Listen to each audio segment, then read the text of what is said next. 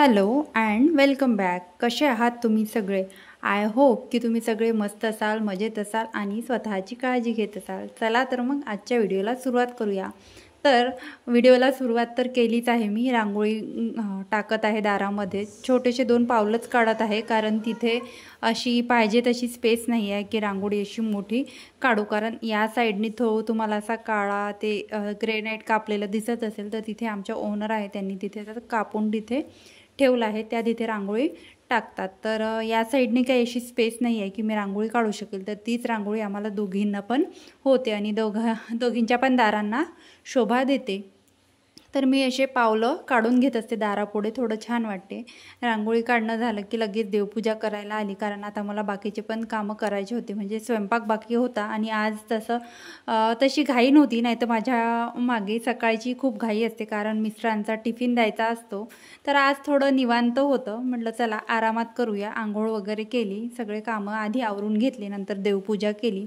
आता निवांत फक्त स्वयंपाक करणे आणि जेवण करणे हेच कामं होते.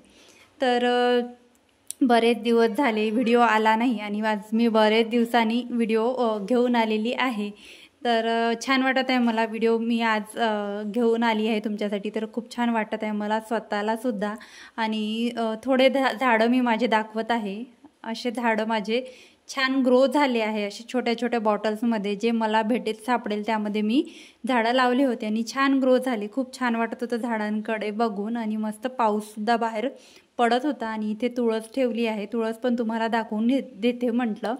आणि बाहेर छान पाऊस सुरू होता. तर व्हिडिओ न येण्याचं कारण म्हणजे थोडे हृदया पण थोडी त्रास देत होती आणि जास्त लोड होत होतं. म्हणजे हृदयाकडे पण लक्ष देणं होत नव्हतं आणि माझंसुद्धा काही होत नव्हतं. कामं पण घरामध्ये खूप असतं, त्यामुळे व्हिडिओ येणं बंद झाले. आणि नंतर मी कंटाळा करत गेली, तर त्या कंटाळामुळे सुद्धा व्हिडिओ डिले होत गेले. तर इथे मी भाजीची तयारी करत आहे. शेवग्याच्या शेंगाची भाजी करत आहे. त्यासाठी कांदा, खोबरं, आलं, लसूण हे सगळं मी भाजून घेतलं आणि त्याची पेस्ट पुढे मी बनवून घेईन. माझी आता स्वयंपाकाची तर पूर्वतयारी झाली, करून ठेवली होती. आणि कुकर माझा आधीच झाला होता. मला असं वाटलं की हृदया जेवायला मागेल, तर त्यामुळे मी कुकर आधीच लावून ठेवला होता. तर मिस्टरांची थोडी मला मदत सुरू होती. सुट्टी होती, तर सुट्टीचा काहीतरी उपयोग करून घ्यायला पाहिजेच ना. आणि माझंसुद्धा इतक्यात क्लिनिंग करणं झालंच नव्हतं. तर त्यांनी फॅन खूप खराब झाले होते, तर त्यांनी आज पुसून घेतले. तर तिकडे त्यांची क्लिनिंग सुरू होती. तोपर्यंत म्हटलं चला मी इथे माझी भाजी आहे ती फोडणी घालून घेते. त्यासाठी मी जे काही भाजून ठेवलं होतं, वाटण्यासाठी जे साहित्य लागते ते सगळं भाजून ठेवलं होतं. ते छानपैकी मिक्सरला बारीक करून घेतलं. आणि तेलसुद्धा त्याच वेळेत मी कढईत तापायला ठेवलं होतं. म्हणजे इकडे माझा मसाला वाटून होतो, बारीक करून होतो, तोपर्यंत इथे माझं तेलसुद्धा तापून जातो. म्हणजे तोसुद्धा माझा टाईम वेस्ट इथे होणार नाही. नाही तर परत मला तेल तापवण्यासाठी थांबावं लागलं असतं. तर भाजीसाठी मी इथे जे बेसिक मसाले आहे, हळद आणि तिखट आणि जो काही काळा मसाला आपण भाजीमध्ये वापरतो तेच मी इथे या भाजीसाठी वापरणार आहे. आणि ही शेवग्याच्या शेंगाची भाजी खूप छान होती अशा पद्धतीने केली तर. तेलामध्येच हे मसाले टाकले. तुम्हाला असं वाटत असेल की तेलामध्ये डिरेक्ट हे मसाले सोडले तर करपू शकते, तर तुम्ही त्यामध्ये थोडंसं पाणी ॲड करून पण तेलामध्ये सोडू शकता. तर मी अशा पद्धतीने टाकते आणि लगेच हे जे काही वाटण मी बनवलं आहे ते वाटणसुद्धा या भाजीमध्ये अशा पद्धतीने टाकते. म्हणजे मसाले माझे करपत नाही आणि भाजीला चवसुद्धा छान येते आणि भाजीला फोडणीसुद्धा छान अशी बसते. तर सगळे मसाले यामध्ये टाकले. भांड्याला जे काही लागलेलं होतं ते सगळं व्यवस्थित काढून पुसून वगैरे सगळं टाकलं. आणि त्याच भांड्यामध्ये थोडंसं पाणी घेऊन त्या भांड्याला जो काही मसाला लागलेला आहे तो मसाला पाण्याने छान व्यवस्थित काढून घेतला आणि ते पाणीसुद्धा यामध्ये सोडलं. म्हणजे आपला मसालासुद्धा आहे तोसुद्धा करपणार नाही आणि भांड्याला जे काही लागलं आहे ते सुद्धा निघून त्या मसाला भाजीमध्ये ॲड होईल. तर मसाला जो होता आपला वाटण ते थोडं 4 ते 5 मिनिट शिजू दिलं. शिजू दिल्यानंतर ह्या ज्या शेंगा मी इथे बॉईल करायला ठेवल्या होत्या त्या शेंगांमध्ये मी मीठ टाकून बॉईल केल्या होत्या. त्या शेंगा मी यामध्ये ॲड केल्या. म्हणजे इकडे माझा मसाल्याचं भाजणं वगैरे वाटणं वगैरे होतपर्यंत आणि इथे 5 मिनिट आपण मसाला शिजायला ठेवतोच ते होतपर्यंत इथे माझ्या शेंगा छान बॉईल होऊन गेल्या. तो पण माझा टाईम वाचला. आणि हे जे पाणी आहे शेंगांचं हेच पाणी इथे मी भाजीचा जो रस आहे तो रसा बनवायसाठी, ग्रेव्ही बनवायसाठी यूज करणार आहे. म्हणजे ते पाणीसुद्धा फेकून द्यायचं नाही आहे, आपण इथे भाजीमध्ये यूज करणार आहे. आणि काही शेंगा त्या बाउलमध्येच राहू दिल्या, कारण आता त्याच शेंगा मी हृदयाला देणार आहे. मसाल्याचं तिखट हृदयाला चालत नाही, कारण थोडी ती आजारी होती तेव्हापासून तिचं आम्ही तिखट खूप कमी केलं आहे आणि मसालासुद्धा आम्ही तिला देत नाही. तर त्यामुळे हे बॉईल केलेल्या शेंगा मीठ टाकून बॉईल केलेल्या आहे, तर त्याला टेस्टसुद्धा छान येते आणि हृदया आवडीने खाते ह्या शेंगा. भेंडीची भाजी वगैरे तिला आवडते, तर तिच्यासाठी मी त्या 2-3 शेंगा फिक्क्याच ठेवल्या. तर भाजी तर माझी झाली होती. छान एक उकळी आली की छानपैकी भाजी रेडी होते आणि खूप छान लागते अशी भाजी. तुम्हीसुद्धा अशाच पद्धतीने करत असेल, म्हणजे काळा मसाला जो आहे तो वापरून, आपलं जे काही नेहमीचं वाटण आहे तेच वापरून.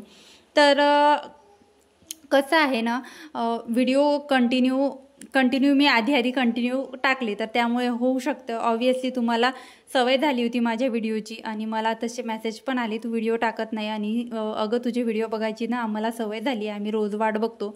तर होऊ शकते. आणि कसं असते ना, आपल्याला कामं जास्त नसतात, कामाचं लोड जास्त नसतं, पण काय होते ना, आपण जर एका कामामध्ये गॅप घेतली किंवा आपण नंतर करू म्हटलं तर त्या कामामध्ये एवढी गॅप होते आणि ते काम होतच नाही आणि आपण कंटाळा करतो. तसंच माझ्या बाबतीत सुद्धा झालं.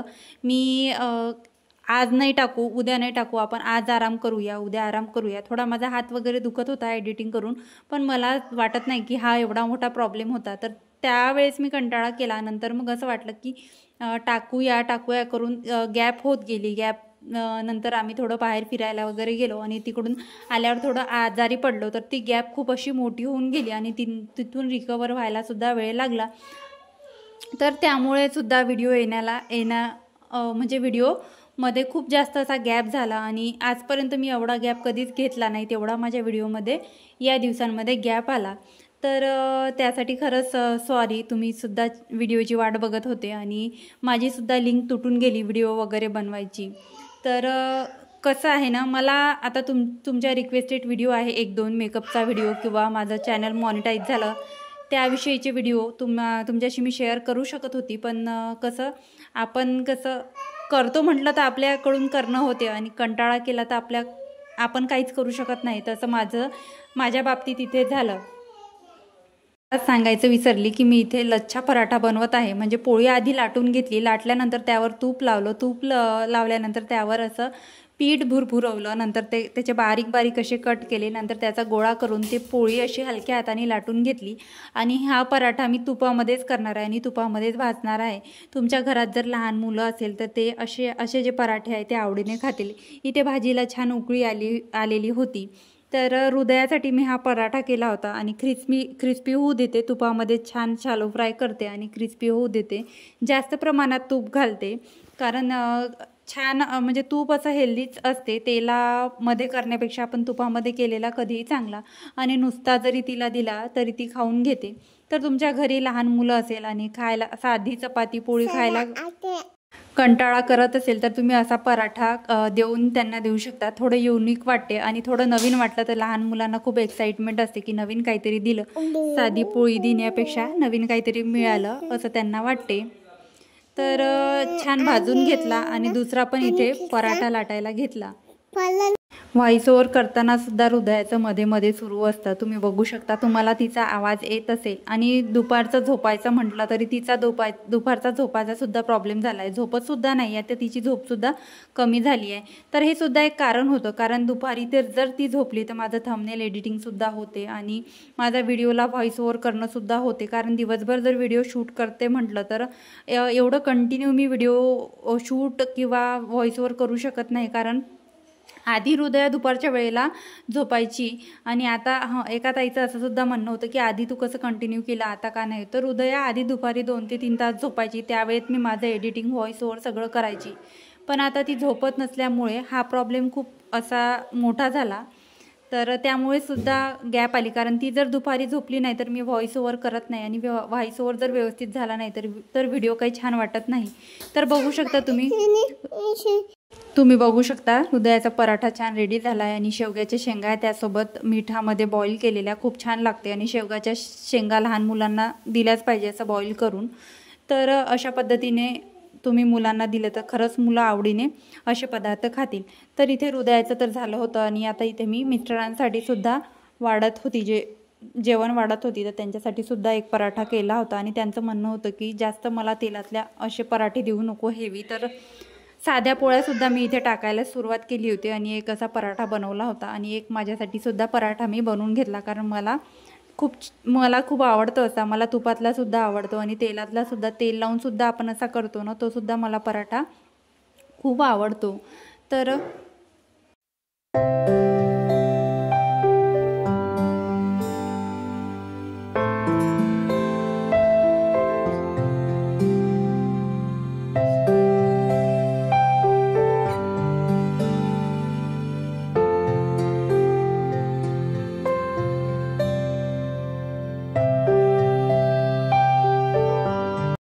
आता जेवण तर फुल झालं होतं, पोटसुद्धा भरलं होतं, मस्त जेवलो, छान भाजीसुद्धा खूप छान झाली होती आणि पराठेसुद्धा खूप छान झाले होते. काही वेगळं असलं की जेवण खूप छान जातं. पण मग हा पसारा आता आवरणार कोर, हा तर ओटा आपल्यालाच आवरायचा आहे, म्हणून म्हटलं चला कंटाळा न करता आपण लगेच ओटा आवरून घेऊया.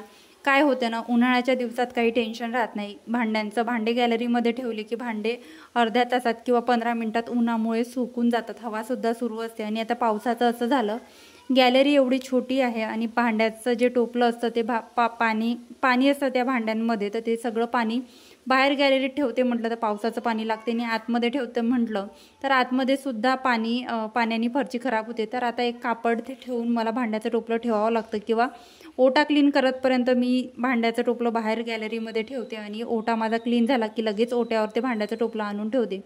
म्हणजे भांडे ड्राय व्हायला खूप वेळ लागतो आणि तशी पण ड्राय होत नाही भांडे. कापडाने पुसून ते भांडे ट्रॉलीमध्ये लावावं लागतात, कारण पूर्णपणे भांडे ड्राय होत नाही. तर असं एक काम पावसाळ्याचं वाढलं आहे. त्याचप्रमाणे कपड्यांचं सुद्धा एक काम वाढलं आहे. चला असो, आपण प्रत्येक गोष्टीमध्ये प्रॉब्लेमच शोधत राहिलो तर ते सगळं प्रॉब्लेमॅटिकच होते. आनंदसुद्धा घेता आला पाहिजे प्रत्येक ऋतूचा, प्रत्येक वातावरणाचा, कारण प्रत्येकच ऋतू आपल्यासाठी आवश्यक आहे. तर पूर्ण पसारा आवरून घेतला, किचनसुद्धा क्लीन केलं, भांडे वगैरे सगळे धुतले. ते काही शूट करत बसली नाही, कारण किचन क्लीनिंगचा व्हिडिओ तुम्हाला एक सेपरेट देईन म्हटलं. आज मॉर्निंग रुटीनच तुम्हाला दाखवायचं होतं आणि आज सुट्टीचा दिवस होता तर थोडं निवांत होतं. तर भेटूया नेक्स्ट व्हिडिओमध्ये. बाय.